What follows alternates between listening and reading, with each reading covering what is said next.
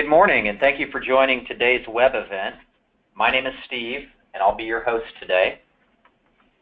Before we get started, I just want to review how you can participate in today's web event. We're looking at an example of the GoToWebinar attendee interface. The control panel is where you can interact with us. You should see something that looks like this on your own screen. During the presentation, you have the ability to send questions to our webinar staff through the questions pane. Simply type your question in and click send. During the Q&A session at the end of the event today, we'll answer any questions you submit. I'm very happy to be joined today by Jeff Carr. Jeff is the CEO of Ultra Consultants and will be presenting our first topic in this web series, Preparing for ERP in 2018. Jeff has over 40 years experience helping more than 1,200 companies select and implement ERP systems. And he has been kind enough to agree to share his expertise with us today. Laurel Knock will also join us. Laurel's our marketing leader at Terillium, and she'll facilitate our Q&A session at the end of the presentation. For those of you who aren't familiar with us, I'd like to give you a brief introduction to Terillium. We are an ERP consulting firm specialized in implementing enterprise resource planning projects for our customers. While ERP projects carry risks if not performed properly, Terillium is very proud to have won many awards for our ERP implementations. Our mantra is that we're only as good as our last reference. We believe our success stems from our ability to deliver value to our customers and recognize all of our consultants for their ability to deliver award-winning services. We do have over 170 full-time consultants across the United States. These are all direct employees of Terillium with over 16 years of experience in consulting and in ERP systems. Terillium developed the ERP Comparison web series to assist companies who are considering new ERP systems. It can be a daunting journey, and we thought this series would be a great way to make the process easier to navigate. Later today, we'll start to take a look at various ERP systems, including NetSuite at 2 p.m. Eastern this afternoon. Then continuing with Oracle's ERP Cloud product tomorrow morning at 11, and J.D. Edwards tomorrow at 2 p.m. On Thursday, we'll continue the series by comparing the pros and cons of cloud and on-premise ERP systems. And finally, our president, Dave Woodworth, will share his experience with ERP success factors. To kick the series off, Jeff Carr will now lead us through key steps to minimize mistakes and maximize ROI in an ERP project. As I said, Jeff is the CEO of Ultra Consultants. Ultra is a vendor-independent consulting and research firm. Their services are exclusive to the manufacturing and distribution industries. Since 1994, manufacturers and distributors throughout North America, as well as companies with global operations, have teamed with Ultra as trusted advisors and industry best practice experts to guide them through their business process improvement and enterprise technology transformation journeys. Leading our discussion today is Jeff Carr, founder and CEO of Ultra Consultants. Jeff is a sought-after expert in manufacturing technology. His expertise comes from over 40 years with experience in manufacturing and distribution. During his career, Jeff has led several organizations as chief executive, including 2 software companies and 1 service company. Jeff's organizations have helped over 1,200 manufacturing companies select and implement new information systems, earning him a reputation as the leading expert on manufacturing software vendors and their products. And now, I'd like to turn it over to Jeff to kick off today's discussion. Thanks, Jeff? Steve. Thanks, Steve, for the introduction. Hopefully you can hear me okay. Yeah, sounds great, Jeff. All right, super. All right, well, this morning we got about an hour here, a little less than that, and I've got a number of topics I wanted to go through with you to kind of help you think about ERP in 2018. Next slide. So here's kind of the agenda of topics that I want to kind of go over with you. I want to talk about, an ERP search and selection process. What are some of the key considerations for looking at software? What's the value of ERP to a business? Tell me about advanced functionality. I've heard a lot about that. And what's the right approach for an ERP project? And then I've got some additional topics I'd like to have, and then we're going to open it up for some Q&A. So let's get on with our first topic. How to start an ERP project. First of all, I've got a number of things I'd like to kind of talk about. I'm going to get into project genesis, expectations, priorities, project charter, organization chart, etc. So next slide. First of all, let's talk about the project genesis. Each of you that's out there in the audience today, I would assume that you're doing some thinking about an ERP project. You're at some point in your journey with information systems. My guess is that you've got an older system or something that has some outdated, and you're just thinking about ERP is the future. So my question to you is, how did this get started? What was the impetus behind your project? Why are you doing this? I have found that there's many different reasons why people kind of decide to go down this road, this journey to transform their information system to modern information technology. It could be a lot of things. It could be an acquisitions or a series of acquisitions that you've done, and now you're faced with a whole bunch of disconnected systems. It could be maybe a new member of the management team that's convinced the rest of the members of the C-suite that it's time to do something. I've also found that sometimes there's a groundswell from the people within the organization saying over and over again, this system is hard to use. We need better capability. We need better functionality. Whatever the reason is, I think it's important that you understand that and you document that, and you get kind of an understanding at the C-suite and also the management level within the company as to why you want to do a project like this. Let me next talk about the expectations.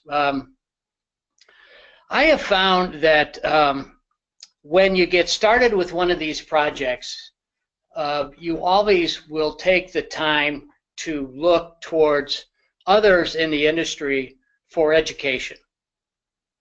Most of this centers around these 5 points. What's the typical time frame for these projects? What's the cost for these projects? What resources do I need? What's the return on investment? What is the disruption to my business? All of these are very important questions, but one of the things I want to establish for you is a concept of expectations. Surveys say today that at least 50% of these projects fail to meet expectations. Now, is that because the team failed, or is that because our expectations were wrong? I would argue the latter. I have found that a lot of people provide advice. Obviously, we're in the business of providing a lot of advice. So I'm very sensitive to the accuracy of the information that I try to pass on to prospective buyers. But it's very important for you to kind of search out. You're going to hear a lot of things. You talk to a lot of vendors. They all have different perspectives on this. I find that in most cases, you need to increase what you've heard in terms of an expectation. It takes longer, it costs more, more resources are needed. It's hard to get the right ROI on these projects. And the disruption to the business is significant, and you need to be prepared for all of these. So I don't want to scare you away. ERPs projects are tough projects. Improving business performance through business improvement in business processes is a tough project, but the return on investment, if done right, can be tremendous. So there is a reason to do it, but you need to be prepared. So let me next talk about CEO priorities as part of this whole project. There is in every company a C-suite that meets on a regular basis. They're looking at how they're going to grow the business, how they're going to drive profits, how they're going to deal with competition, how they're going to establish new product lines, new buildings, new markets, etc. So what are those priorities? So as you're looking at these projects, this ERP project, the ERP project becomes a list on that list of priorities. Where does it fit, I think, is the key question. What are the other priorities that it's competing with? Because all of these priorities are competing with key resources. And one of the things that I have found over the course of time is that manufacturing companies have been reducing their staffs consistently, trying to get more out of their team, to get more productivity out of their team. And as a result of that, they're very lean. And so when they have a project, they usually have limited resources to staff that project. That means that an ERP is a big project. ERP requires a lot of resources. Those resources are in contention with these other priorities. So examine your priorities, not just the CEO priorities, but the C-suite priorities as you look at these this particular journey. I tell companies and CEOs that if it's not one of your top 3 priorities in a year, don't do it until it is. Now there's a reason to do it, and that's the return on investment, but that's the job of the C-suite and the CEO is to determine those priorities and where it fits. But don't underestimate the size of the particular project. Now, as we look at the project and we look at project value, which I think is the next slide, the project value, everybody thinks of that as a way to justify the project to management and to the board of directors. And yes, there's some truth in that matter. But I find that a much more important purpose of value is to set the goals for the project. What do I mean by that? We all look at these projects, and when we look at expectations, we look at timeline and budget and ROI. A lot of companies think that once we get the system up and running, we're done and our project is a success. I disagree. I believe the project is not a success until you drive the business ROI. So establishing that value up front and communicating that to the whole company is of extreme importance. Very important to set that and to keep that in front and center with everybody in the company and keep it as a goal that we're running for. Keep it as a goal that you're looking at regularly as to, are we making progress to improve the business as we're going through the implementation? But also, when you get done with the implementation, your work really is not done. Going live is not the success for the project. Again, improving the business performance is the success of the project. So you have to be prepared to figure out how to drive towards those particular goals. And that's why I believe you set the goals for the project. Now let me talk about organizing a project. One of the first things that we talk about is establishing a project charter for a particular project. And this project charter should document the purpose of the project, the scope of the project. Is it a multi-facility project? If it is, that's going to increase the scope of the project and challenge you in terms of how do you roll out a new system to multi-facilities. What are the resources that I'm going to need for the project? What are the roles and responsibilities? What's the time frame, and what are the costs? So those are some of the more common things that we see in a project charter. But also, part of that project charter should be a organization chart. And the organization chart should include a number of things. First of all, SC in there, should have spelled that out for you. That's the steering committee. The steering committee should consist of your major stockholders. Then we also have the executive sponsor that's part of the organization chart. Who should that be? Should that be the CFO? Should it be the VP of operations? Should it be the CEO? Those are decisions you have to make. But the steering committee should consist of all of the top executive stakeholders in the company that are going to be affected by the project. And out of that comes a sponsor, so that one of the members of that steering committee should be the executive sponsor. Then reporting to the executive sponsor should be a PMO. Now, what is PMO? PMO stands for Program Management Office, and it consists of a number of project managers. The project manager, certainly with an ERP project, you need an ERP project manager. We find also that you need often a data project manager, sometimes a technology project manager, sometimes a change management project manager. And there's other ones, but a lot of that depends on the size of your company. I don't want you to get scared that we got so many boxes here. Obviously, it's a smaller company. It's fairly easy to populate these boxes because you've got a limited staff to look at it. In a larger company, it's more important. But reporting to the steering committee becomes then these different teams. And within the teams, we have something that I call the business process owners. And this is a very critical part of the project team. These are the people from the business, and each one is going to be a business process owner. It's important to figure out who these people are going to be as you start to think about this project, and you need to go reach out to these people and management and get agreement on who should be on the team. Again, I look at it from my vantage point. I always want to find the best people in the company. A company that's got a project that's got so much potential for a return on this needs to have the very best people. Now, these business process owners tend to be organized by functional areas, such as somebody in engineering, somebody in supply chain, somebody in customer service or customer facing, somebody in accounting, somebody in supply chain, quality, production, etc.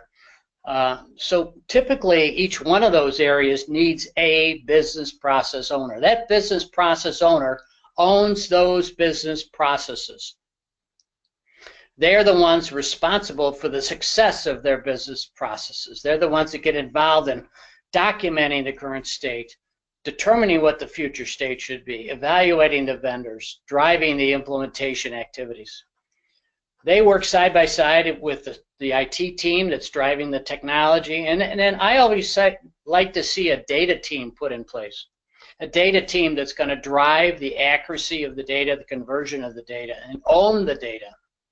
And eventually bring it, live. And then, of course, supporting that is a subject matter experts and a technical team. Now, I do have here a chart that I wanted to show you, which is kind of a spreadsheet of resources, because everybody asks me, well, how many resources do I need to do this particular project? Well, it varies across the board. There's no one answer. But what I did do is I put together sort of a plan. A theoretical plan, and I've got a number of phases there. At the top, it's the BPI, which is really your business process assessment, where you're looking at your current state and you're getting educated and you're developing a future state. And then I've got a selection phase, and then implementation phases are like plan, configure, build, and deploy. Then below that, I've got the percentages of the different people involved and the hours per month, and then the hours required, and then the number of people, and then I multiply that down to get the total hours down at the bottom. So you could see on this particular model that I've done for a typical ERP implementation, I need about 6.87 full-time equivalents. Now I can see we didn't capture the entire chart, but there is a another piece to this, which is a multiplier where I take those 6.87 times on all those hours, those 13,000 hours, and I multiply it times an average rate. And you get somewhere around, depending upon what your rate is, $60, $70, $80 per person. You get somewhere in the $400,000, $500,000, $600,000 range. But by the way, I'd be happy to send anybody who wants this chart. So at the end, we'll get you my email address so you can send me questions on this. But I guess my point here is that you need a team. You need a team of your best people, and it's a sizable investment, 13,000 hours over a course of about a year to be able to do one of these particular projects. Okay, let me move on to my next topic. Considerations when selecting an ERP system. So what we're going to show you here is kind of a spider chart. This is a document that we end up using a lot with our evaluation projects with our clients. And we have a whole workbook that supports all of these particular different topics that are on here. So you see 6 topics here. So these are the kind of the things that you should be looking at when you're evaluating vendors. And I'm pretty sure that this is what Terillium is going to tell you too, that these are the types of things that they see typically. So I'm going to give you the list, talk about them a little bit. Some of the names may change on different charts, but basically they're the same. First of all, you got the functional requirements. Well, what is that all about? Well, that's really all about what are. Please go back to one step. We're a little bit ahead here. So I'm going to talk about the functional first of all. So I'll just talk to that spider chart. So functionally, what we want to do is evaluate one vendor from the other. And a lot of people feel that this functional requirements is the end-all to the selection. Well, it's really not. It's only one piece of it, but it's a very important piece to see what kind of functional functional comparison that you really have between the vendors. Now, one of the things that I feel very strongly about when you go into a selection like this and you're looking at vendors, one of the key questions you need to ask them is, tell me about your customers and your experience in my industry. And why is that? Well, first of all, if I'm a food company, my requirements are significantly different than if I make industrial equipment, or if I'm a metal fabrication, or if I'm a chemical company, or if I'm an aerospace or food or automotive or consumer goods. Each one of those functional areas has different requirements, and it's very important that basically you look for people that have that experience. Now,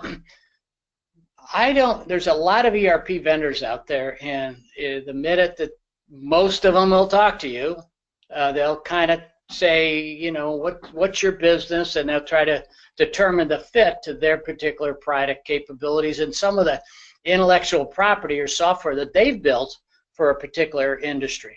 So focusing in on your industry first of all. The next area I think is the technology. So look at that. The technology is something also that you need to take a careful look at. What are the different technology capabilities of the vendor? Go to that next slide, please. What's the database structure? What's the technology platform? So I look at it as really, there's about 3 different common technologies that I see out there, and I think one of the things you have to look at is the technology itself. So you've got Microsoft, you've got IBM, and you've kind of got Oracle. Is pretty much the primary ones out there. Somebody might feel I missed one, but those are the most common ones that I see out there. Looking at the technology that's out there, I think it's important for you to look at what is your technology strategy, and does the technology basis for the vendor match your strategy, or are you planning to make a move? So technology is an important part of this. Now, let me talk about the functional fit one more time. Some of the things that I wanted to talk about were the how do you assess that functional fit? How do you really basically make sure it meets your particular needs? To me, there's a very important part of this particular process, and it's all about visioning what the software is going to do for your company. So when we like to recommend to people that you take a hard look at your existing system, you document it, you know what the capabilities of that are, you get educated on best practices, and then you develop a future state definition or a vision. I like to have you think about the vision is the day in the life of. What will this new system look like? What will the processes look like? And that's really what you want to evaluate. You want to basically define that with your ERP expertise. You need to define what that should be. And then you want to take that to the vendors and then have them go through the demonstration process. I'd like to see that, you know, the selection process include a long list of vendors, a series of questions about their involvement in your industry that's going to get you to the short list, a detailed demonstration of a script of a day in the life of. I don't like show me demonstrations. I like more process demonstrations where I could see an order to cash process demonstrated. And then after that, you're not done. You got to get into due diligence and implementation and negotiations, which really takes me back to the slide that we had earlier. So if we could go back to Kristen, if you head back a few slides to the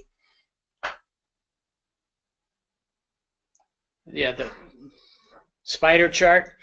So we talked about the functional, we've talked about the technology. You need to also think about the ownership, cost of ownership. You need to talk about the company. You've got implementation confidence down there. You've got the solution roadmap agility. These are all things that are part of a due diligence package that you need to evaluate. So it's not just a functional evaluation. It's technology, it's company, it's the ecosystem of the vendor, and the return on investment that you can get from that particular vendor. So there's a lot of different pieces to this. It's not, again, just not the functional piece of it. Now, let me move on to the value of ERP businesses in 2018. I look at it as having three different components to it. One is productivity, two is information, and three is managing assets. Why do I break it out this way? This is what I typically see in most companies as to the rationale behind the ERP and the return on investment for an ERP project. So when I go into a company, I tend to look at, okay, where is the value in these three primary areas? Productivity. What does that mean? In your organizations, you've got a white-collar force. Now, we're not talking about the shop floor people or the blue-collar. We're talking about the white-collar people in the office. Sales, marketing, engineering, supply chain, customer service, quality, production, management, et cetera, et cetera. Improving that productivity, workforce productivity, is what these projects are all about. Now, what does that do for a business? Well, if I give you an example of one client that I had, $100 million company, had 100 employees. Pretty good revenues per employee, $1 million. They were going to grow. They were going to double in size. But they did not want to have to double their staff. They wanted to improve their margins by getting incremental productivity gains out of their team. So if you could take that staff and improve the productivity by 25%, you've got a significant gain as you grow the company, significant gain in increased margins. So that's how productivity impacts. The next is information. time and time again, I talk to people who want a new, better system because they don't have good access to information. Often that's maybe because they've bought a number of companies and they've inherited information systems that don't talk to each other. So there's a lot of spreadsheet manipulation. Also, there's a lot of functionality that tends to be disjointed, redundant data entry, etc. But pulling it together and getting one system with one common database is going to drive improvements, substantial improvements in the information availability to the management team, and that should drive better decisions and better profitability. And then the third area is the area of managing assets. And what do I mean about that? Well, let's look at each one of them. So let's talk about revenue for a minute. What does that mean? In here you've got what I'll call the customer-facing tools. You've got customer satisfaction. So if I implement a new system, am I going to be able to make my customers more satisfied? Therefore, they'll buy more from me. Am I going to give them better tools, make their life easier?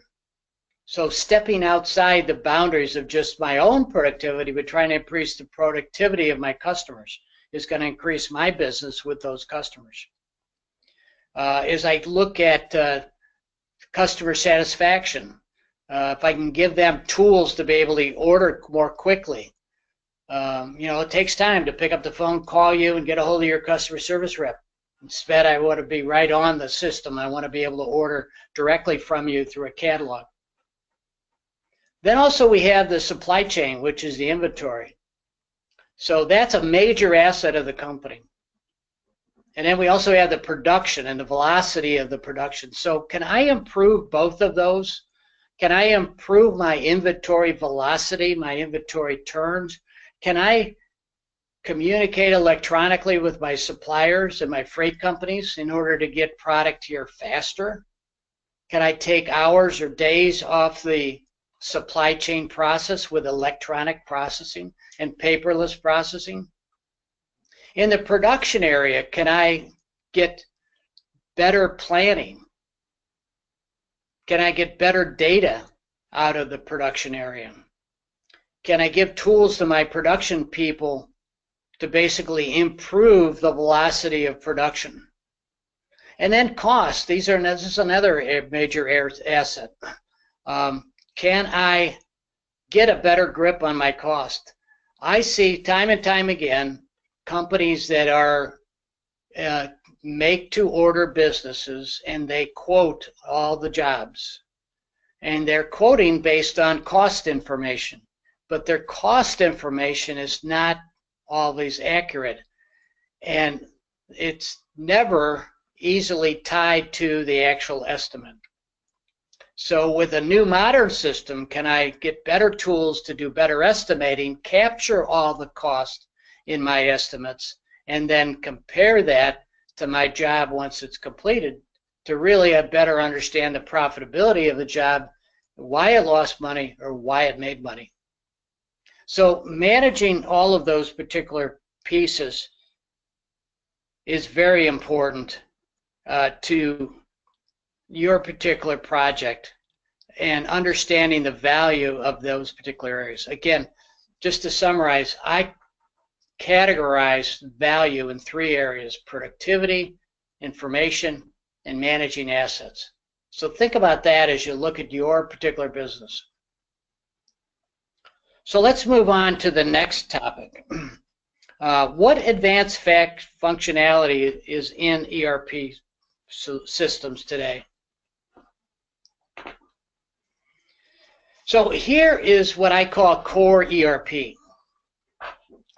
This has been around since the beginning of time, so to speak.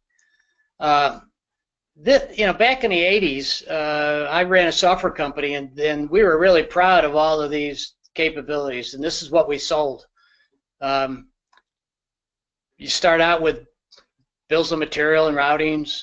You take a sales order. You capture purchase orders. or you send out purchase orders, I should say, electronically. You produce purchase orders through a sort of an MRP process. You capture some shop floor data. You keep track of inventory, you keep track of shipments, you produce invoices, and you do your accounting. That's core ERP. That's what you get if you buy the basic systems from these ERP vendors. But today, it's a lot more complex. So we go into more of what I'll call the advanced function. So if we look at the next slide, we're going to look at some of the things that are now available in this. They're beyond what I'll call core ERP. So I'm going to start on the left. So let's first of all look at e-commerce. Many companies that are selling either not just B2C but also B2B are moving into more online ordering capabilities, e-commerce capabilities. As you get into multi-channel marketing and you get into omni capabilities, omni-channel, there's a lot of complexity in that particular area. And you want to tie all of that capability that you want to build in your website, you want to tie that back into your core ERP system. But you also have a lot of more complexities in your data. You've got a lot of different pictures and images and content that surrounds a product, a piece of data. Used to be just an item master. Now it's a lot more complex. Those capabilities are now available to integrate, first of all, your website to your ERP, but also in between, there's something that's called PIM, Product Information Manager, which basically manages all the images and ties it into management of that item data that's in your ERP. So and then it feeds that information into the website, and you could tie those websites in the ERP today. Then we go on to engineering, and here we have a lot of different capabilities. The first is that I think is substantial for many make-to-order companies is the ability to estimate in your ERP system. Estimate is an estimating sandbox where I can use my bill of materials. And then I also look at other capabilities, new product development. How do I manage all the new product ideation that comes out? Engineering change management, managing projects. All of those are engineering capabilities. Then we have the customer-facing area where we have a lot more advancements today. We can interface now directly with our customers, and we can get forecasts from them, and we can collaborate on designs, and we can collaborate and give them product configurators and give them choices that they can make online. So it's much easier now to talk to my customers. And then we move into the supply chain, and we see here some substantial improvements in how to talk directly to suppliers and communicate with those suppliers and send out automatic RFQs and then capture the response electronically from my suppliers and compare those and then award the final PO.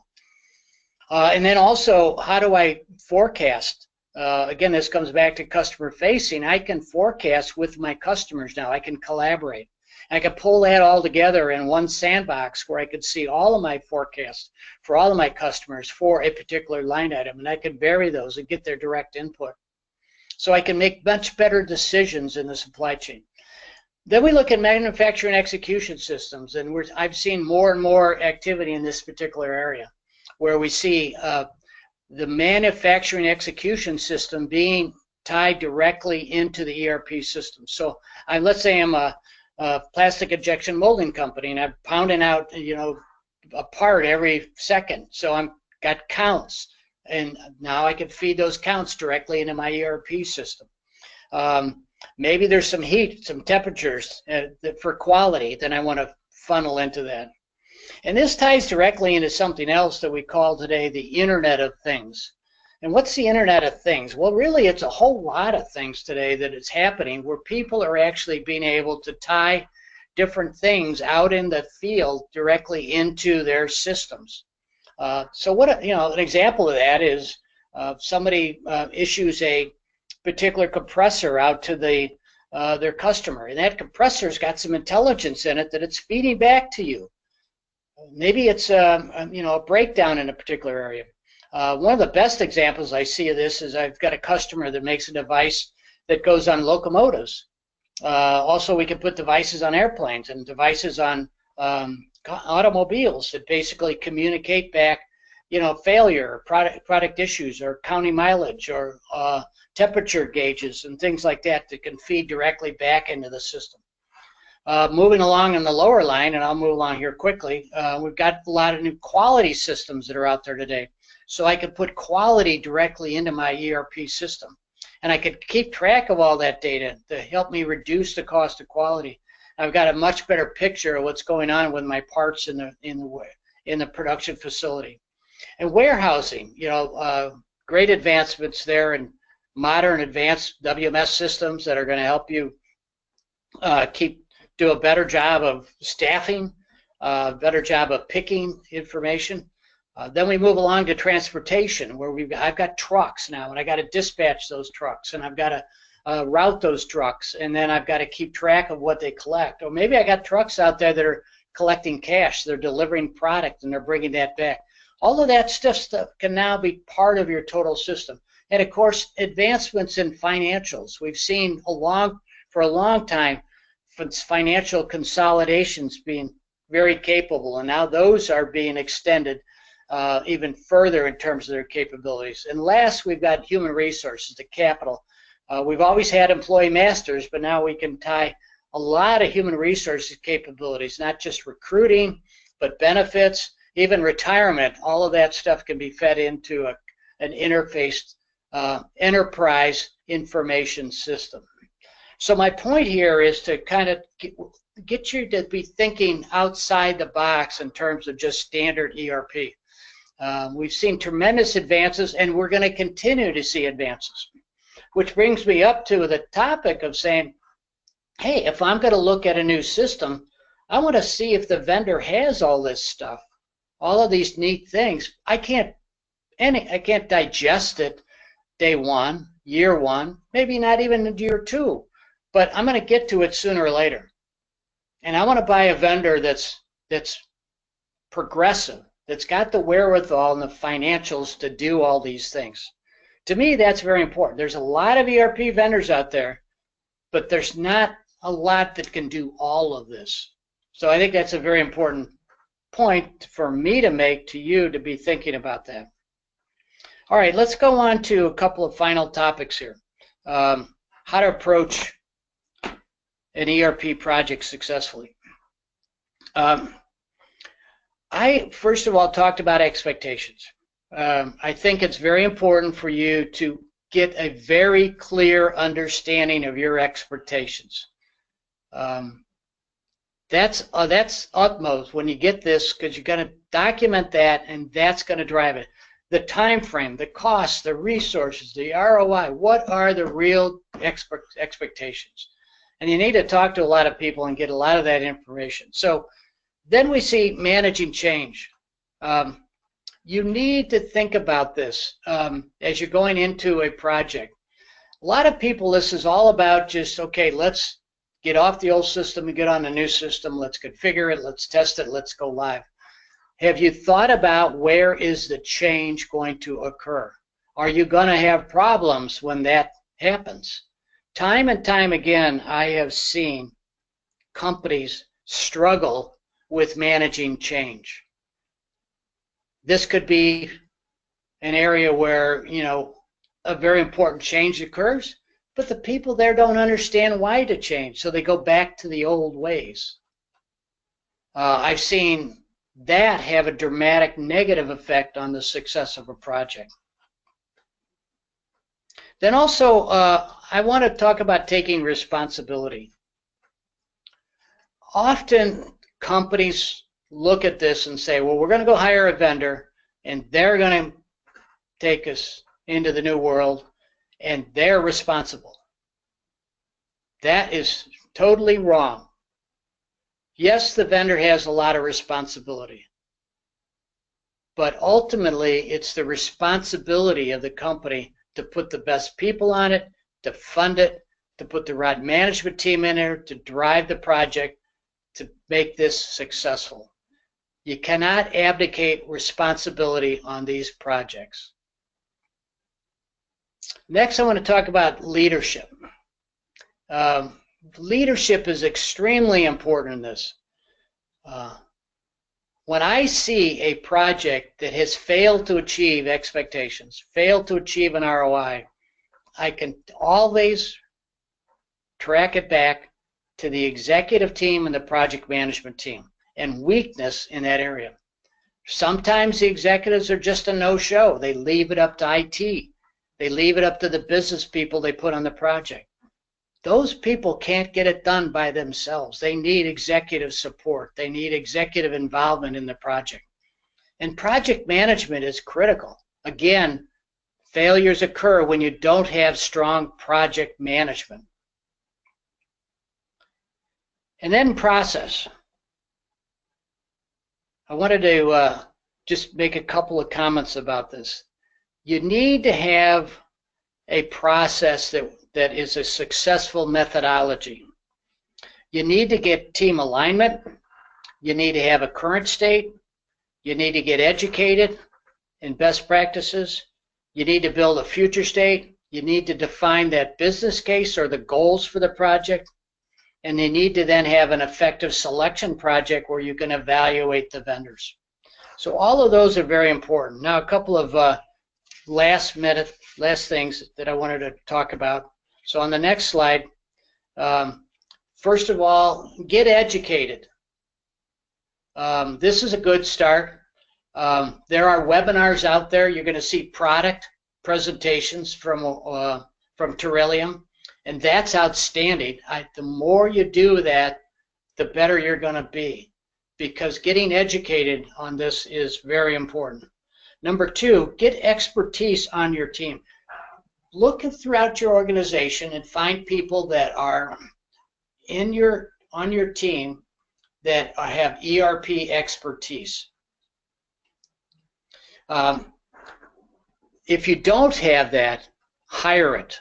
Either hire it full-time or part-time to be part of your project. Next is change management. Let me talk about change management for a minute. What is it? Change management is exactly what it says, managing change. When you think of one of these projects and you look at all the things that I talked about in terms of advanced capabilities and even standard capabilities, there's going to be a substantial change in the workload, the work effort, the workplace for the majority of your white-collar employees and many of your people out on the shop floor. How do you manage that change? Well, you've got to communicate. You've got to sell them on the change. You've got to make sure they understand it, that they buy into it. And then you got to track it. You got to see, where is the major change going to occur and who's going to be affected and what's their attitude towards change. All of that is change management. Then, of course, we've got data management. This is very critical for these projects. So you need to have good data management within the organization. I like to basically have a data team established. Now, this can be a variety of different people that are affected by the data. Who are the data owners? Who owns the customers? Who owns the inventory? Who owns the purchasing? Suppliers, et cetera, et cetera. You need to have a team put together and assign responsibilities for that data. And their job is to, according to a schedule, to manage that data and manage and cleanse that data and get it ready for conversion and make sure it's converted successfully and it's not causing errors when you go live. And now let me kind of finish up with just a little story here about change. What goes wrong with these types of systems. This particular story is a company that's spent over 6 years trying to implement a new system. They went through 3 different teams, 3 different implementation partners, 3 different processes. We were asked to come in and do a lessons learned on that because they knew they had to go to a new system, but they basically didn't know why they were making changes. And this is, there's a whole list of things that I'm not going to go through the whole thing right now for sake of time, but I think that there's a lot of pieces that if you do an audit of this, you would see the things you don't want to do. When we did the lessons learned, we basically looked at things like the culture, the management, the technology, the product itself. All of it started with basically making a bad decision on the software. Here's a very simple story. They were a distributor and they bought a software for a manufacturer. So they really missed the functional capabilities. They didn't have executive leadership. So they had very little governance. Everybody was doing their own thing. They had a culture of customization, which just caused the project to go on and increase the cost and make the testing of the system almost impossible. They didn't have business team people on it. They had implementation partners that didn't understand their business and weren't there when they needed them. So there was a number of things that we saw in all of this that kind of talked about in the past. So it's just to kind of highlight that these particular projects are very difficult. I think also, as we talked about it, we talked about executive leadership, people, management, governance, change, data, customers, customization, and user readiness. All of those things are fairly important, and you need to kind of make sure you understand those.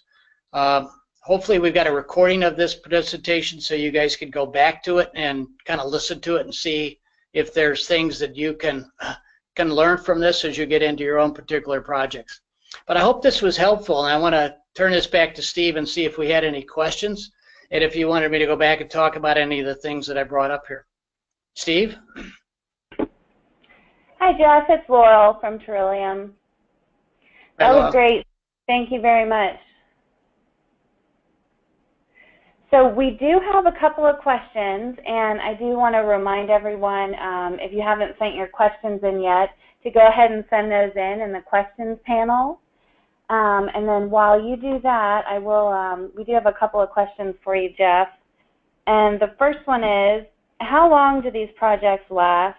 Please give me a timeline. Well, that's a great question because it directly relates to expectations.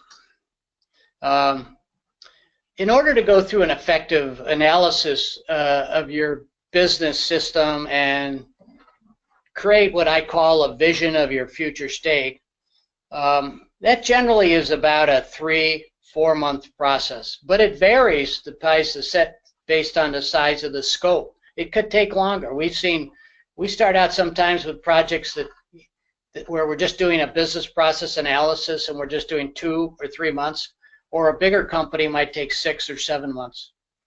Then you got a selection project. Selection project is a little like herding cats, and I know my friends at Terillium will laugh at that, because it's all about trying to get not only the client team together, but the vendor team together. And if you took all that waste time out of there, it'd be a shortened process, but typically it does take about 3 months just to go through an effective evaluation. So plan on a 3 to 6 to 9 month process of just evaluating, getting ready to evaluate vendors, and then to go through an evaluation process. Once I'm done with that piece, then I've got my implementation. A lot of times we start out quoting 6 months for implementation. I see it more like 6 to 9 months. And often I see 9 to 12 months. I just did a couple of podcasts that you could see on my website, and I did some quotations of some companies that made decisions to basically elongate the project, and it ended up taking more like 12 to 15 months for the implementation. So you might say that seems like a long time, but when you look at the ROI that they got out of it, you'll say, well, it was probably worth it. But again, it's the contention of the resources, and that's why when you hear Well, it takes you 6 months to select and 6 months to implement. You can get it done in a year. You got to kind of think about, well, can my company absorb that? Can I move that fast? And the answer typically is no. Most companies can't, so it takes longer. It's not that the process needs to be done. I saw one company where they just took 3 people, put them in a room, dedicated for 90 days, and they implemented Oracle EBS product. A very complex ERP system, but they made it simple for their business. So if you want to keep it simple, you can do those things, but most companies are not in that situation because they are larger companies, and they are not real large, but they're bigger. They're more than just 10 people. So once you get over the 30, 40 headcount range, it takes time to bring it together to the whole organization. Great, thank you for that, Jeff. And we've had a couple of other questions come in. So one question is, we are a privately held company owned by a brother and sister. How does that impact the assignment of roles? Wow, that's a good question. Brother and sister. Well, I think that, I'd have to go back to the standard structure of the company. You've got to have a top management team reporting to the brother and sister. I'm assuming the brother and sister sort of share the president's role. Typically, I've seen one sibling might own sales and marketing, and another sibling might own operations and accounting or something like that. So you can have, co-presidents, and but they basically, at the end of the day, they're really the heads of their functional areas, and then they've got managers reporting to them. So one of those two is typically the driver behind a project like this. They both could be, but they're going to, based on those disciplines and where the importance is, one of them should be the project sponsor. Both of them should be on the steering committee, but they should have their direct reports on the steering committee for the business. So I need to have, even though I might be the brother and I'm running sales, I need to have my sales manager on the project, and then the other sibling who might run operations needs to have supply chain, production, quality, and maybe financials also ahead of those on the team as either process owners or members of the steering committee, depending upon how large your company is. If you're over $50 million, I'd say you're going to have VPs on that steering committee. If you're under 50 million, down to maybe 20 million or 30 million or even 10 million, then you've got managers in your business, and not all of those need to be on the steering committee, but they all need to be process owners. So you've got to kind of look at the characteristics of your business to decide who should be on the steering committee and who should be the executive sponsor, and then who should be the process owners. Hopefully that was helpful for you. Thanks, Jeff. Yeah, that makes a lot of sense. And I did pull up our contact information, so that's what you're seeing on the screen now. We are right at noon, so I want to be noon Eastern time, so I want to be respectful of everyone's time. And I want to thank you so much, Jeff, for sharing your expertise and all this great information. And I want to thank everybody who joined us today. I hope you'll join us again at 2 p.m. Eastern time, where we'll be showing our live demo of NetSuite as part of the ERP comparison web series. Thank you. Thanks, Jeff. Thank you, Laura. Bye-bye. Bye.